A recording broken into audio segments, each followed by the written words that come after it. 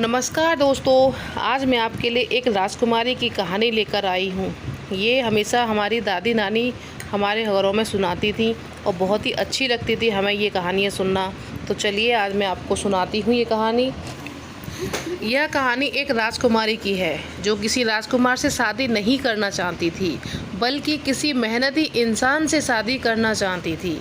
राजकुमारी यही सोचती थी कि जो भी जीवन में मेहनत करता है उसे हमेशा अच्छा फल मिलता है, इसलिए वह मेहनती इंसान से शादी करना चाहती थी।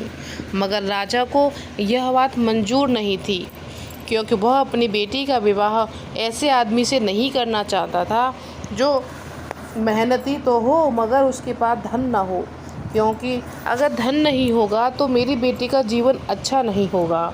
हर रोज़ यही बातें सामने आती थी, क्योंकि राजा हर रोज़ ऐसा करता था कि वह अपनी बेटी को समझाया करता था, मगर वह समझने को तैयार नहीं थी। राजा ने रानी से कहा, मुझे कुछ दिन के लिए नगर से बाहर जाना होगा, क्योंकि मुझे दूसरे राजा से मुलाकात करनी है। जब तक मैं आता हूँ तब तक राजकुमारी का ध्यान रखना। यह कहकर राजा चले जाते हैं। उधर जब राजकुमारी को पता चलता है कि पिताजी चले गए हैं तो वह अपनी माता से कहती है, मुझे कुछ दिन के लिए नगर से बाहर जाने दो, क्योंकि मैं बहुत समय से कहीं भी बाहर नहीं गई हूँ। मगर माता ने मना किया था, क्योंकि राजा इस बात के लिए मना करके गए थे। राजकुमारी कहीं भी बाहर नहीं जाएगी, मगर राजकुमारी नहीं मानी। वह अपनी माता से बहुत बार कहकर आखिर अपने मामा के यहाँ चली गई थी। मामा एक छोटे से गांव में रहते थे। उन्हें पता था कि आज राजकुमारी आ रही हैं, क्योंकि उन्हें बता दिया गया था।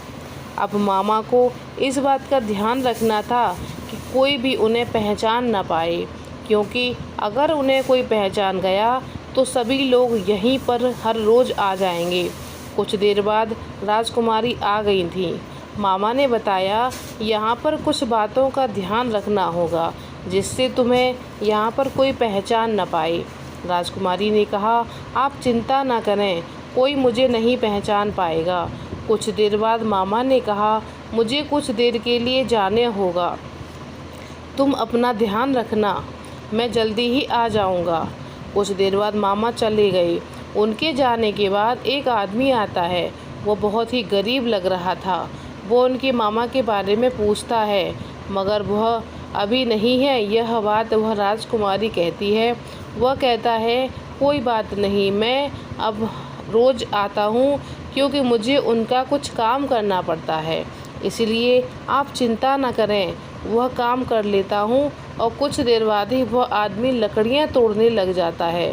राजकुमारी उसे देखती ही रहती हैं, क्योंकि वह बहुत मेहनत से काम कर रहा था। उसे काम करते हुए देख राजकुमारी को यही लग रहा था, अगर मेरी शादी इससे हो जाए तो बहुत अच्छा होगा, क्योंकि यह बहुत मेहनती भी है और बहुत गरीब लग रहा है। राजकुमारी को अब यही लग रहा था कि उनकी तलाश अब ही यहीं पर पूरी हो जाती है, क्योंकि जिसकी तलाश उन्हें थी वह मिल गया था। वह आदमी अपने काम में लगा हुआ था। उसका ध्यान अपने कामों पर था। मामा अभी नहीं आए थे। नानी ने अपनी कहानी बीच में रोक दी। सभी ने कहा, उसके बाद नानी क्या हुआ? नानी ने कहा, अब तुम मुझे बताओ कि क्या राजकुमारी को उससे शादी करनी चाहिए या नहीं। सभी ने एक ही बात कही थी, राजकुमारी को उससे शादी नहीं करनी चाहिए, क्योंकि वो बहुत अमीर है मगर वह आदमी बहुत गरीब है, इसलिए शादी नहीं करनी चाहिए। तभी नानी कहती हैं, ठीक है, अब कहानी सुनते हैं आगे क्या होता है। नानी फिर से कहानी कहती हैं, अभी मामा कुछ देर बाद आ गए थे। वह आदमी काम कर रहा था। कुछ देर बाद काम पूरा हो गया था। अब वह आदमी जाने लगा था। उस आदमी के जाने के बाद राजकुमारी ने उस आदमी के बारे में सब कुछ पता कर लिया था। वह किस जगह पर रहता है, उसके घर में कौन कौन है। जब सब कुछ पता लग गया तो राजकुमारी उसके पास जाती हैं। वह राजकुमारी को आता हुआ देख डर जाता है, क्योंकि उसने उसे वहाँ पर देखा था जिस जगह पर वह काम करता था। राजकुमारी उसे सब कुछ बता देती हैं। वह मना करता है मगर राजकुमारी नहीं मानती और शादी कर लेती हैं। शादी करके वह मामा के पास आती हैं। मामा यह देखकर डर जाते हैं। वह कहते हैं यह सब कुछ इस आदमी ने किया है, मगर राजकुमारी कहती है कि यह इसने नहीं किया बल्कि यह मेरी मर्जी है। मामा उसे महल की ओर ले जाता है क्योंकि उसने वह किया जो उसे नहीं करना चाहिए था। जब वह महल में चला जाता है तो रानी को भी यह बात पता चल जाती है। अब रानी को डर लगता है क्योंकि राजा को जब यह पता लगेगा तो वह बहुत गुस्सा करेंगे। यह बात सोच रही थी कि राजा भी आ जाते हैं।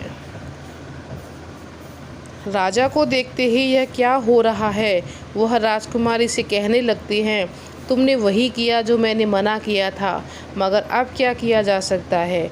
जो हो गया था वो अब बदला नहीं जा सकता था। राजा के राज्य पर हमला हो जाता है। वह आदमी कुछ भी नहीं सोचता और राजा की मदद करने चला जाता है। राजा को जब यह पता चलता है कि वह मदद कर रहा है तो राजा को भी लगता है कि शायद उसकी लड़की ठीक ही कह रही थी, क्योंकि उस आदमी ने राजा के साथ मिलकर युद्ध किया था और जीत भी गए थे। अब बच्चे बताओ ये कहानी कैसी लगी। सभी को अब लग रहा था कि अच्छा किया लड़की ने उसके साथ शादी करके, क्योंकि जब हम घमंड करते हैं हमारा जीवन अच्छा नहीं होता, उसमें बहुत अधिक परेशानी होती है। इसलिए यह बात समझने के लिए नानी बच्चों को एक कहानी सुनाती हैं। यह कहानी एक घमंडी राजकुमारी की है। वह बहुत सुंदर थी मगर इस बात का घमंड उस राजकुमारी को हो गया था। वह घमंडी राजकुमारी अपने महल से बाहर शिकार खेलने जाती है। उस घमंडी राजकुमारी को एक साधु मिलता है। वो उससे कहती है साधु क्या तुम बता सकते हो मुझसे सुंदर कोई और भी है। यह सुनकर साधु कहते हैं सुंदरता चेहरे से नहीं बल्कि मन से होनी चाहिए। अगर तुम्हारा मन सुंदर है तो तुम बहुत सुंदर हो, अगर तुम्हारा मन सुंदर नहीं है तो तुम सुंदर हो। यह सुनकर घमंडी राजकुमारी को बहुत गुस्सा आता है। वो घमंडी राजकुमारी कहती है तुमने हमारा अपमान किया है, तुम्हें इसकी सज़ा मिलनी चाहिए। वह सैनिकों से कहती है इस साधु को पकड़ लिया जाए। उसके बाद घमंडी राजकुमारी उस साधु को सज़ा देना चाहती है। वह इसे महल में लेकर आती है।